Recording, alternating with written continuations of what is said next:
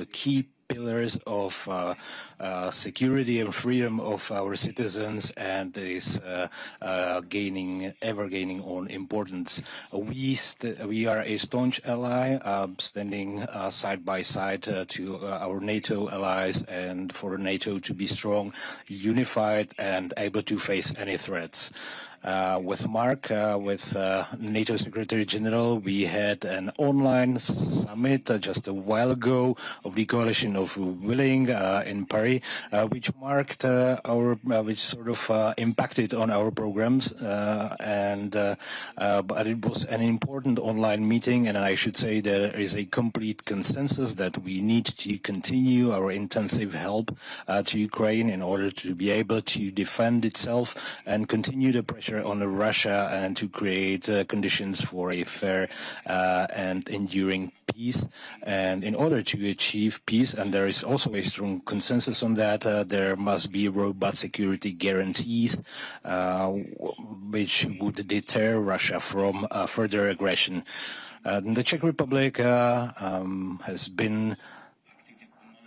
actively assisted in NATO endeavors, NATO operations. The Czech Armed Forces service members help protect the eastern flank in Lithuania, Latvia, and in Slovakia.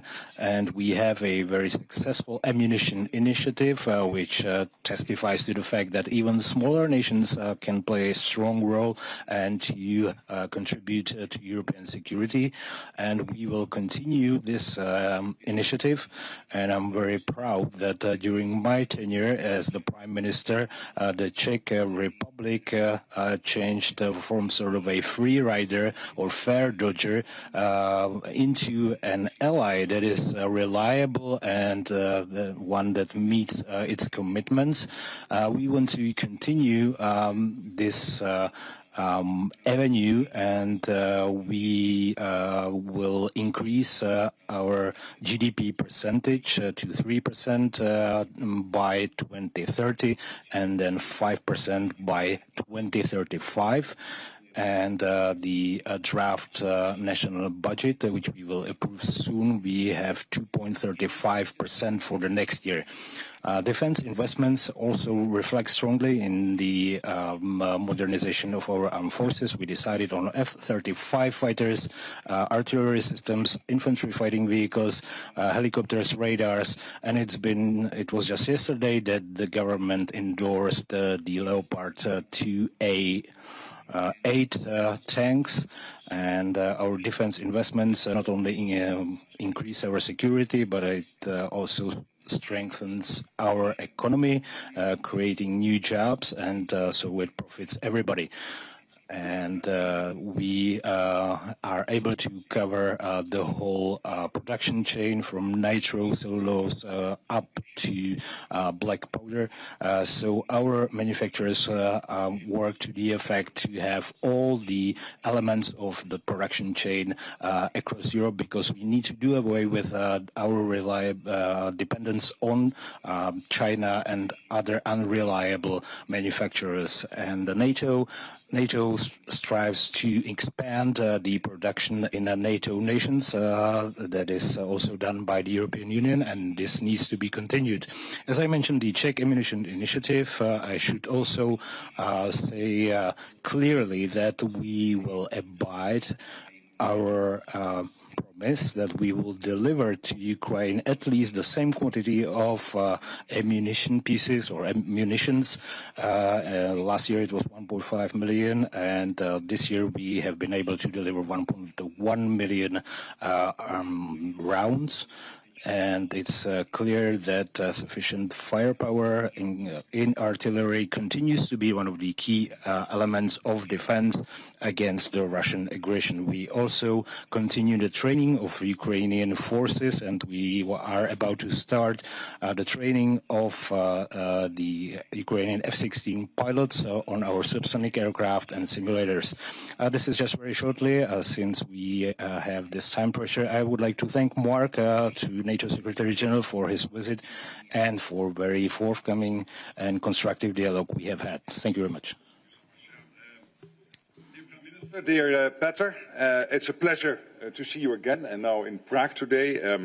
Czechia is a staunch and a reliable ally. You make very important contributions to NATO's deterrence and defense.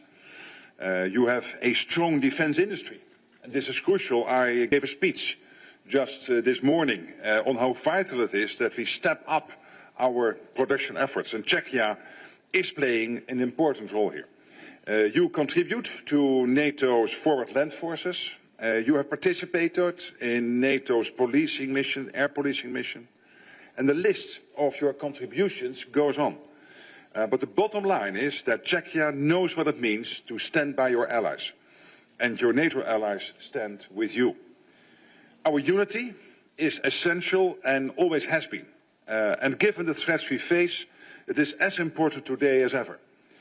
When Allied leaders met for the NATO summit in The Hague, they came together around the threats that we face, including from Russia, which we all know is not only a challenge today, but for the long term.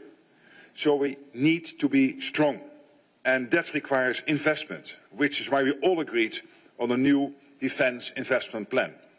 To invest 5% of GDP annually in defense, on core requirements to 3.5%, and then on defense and security-related spending 1.5% by 2035, ensuring that we meet our individual and our collective obligations to our shared security. Czechia is already spending more than 2%, and I was so happy to hear that you now really have that credible path, that each year defense spending will increase to reach the 3% in 2030 and then beyond.